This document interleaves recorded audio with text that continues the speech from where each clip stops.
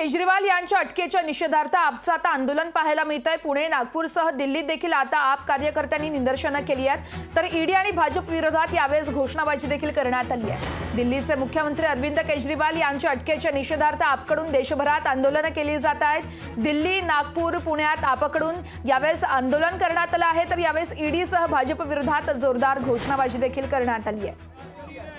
ही तीन दृश्य आपण पाहतोय। दिल्लीतील पहिली दृश्य आहेत, तर दुसरी दृश्य आहेत पुण्यातील।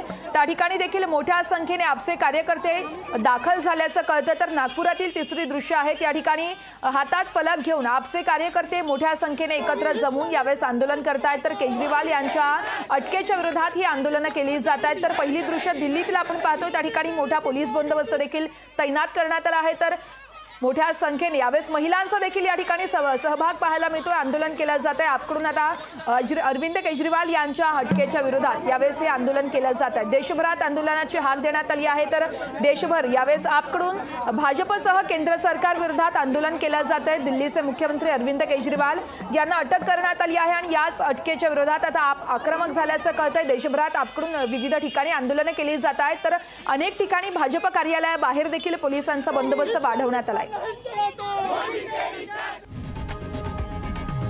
लोकशाही मराठी ऐका, पहा, जागरूक रहा।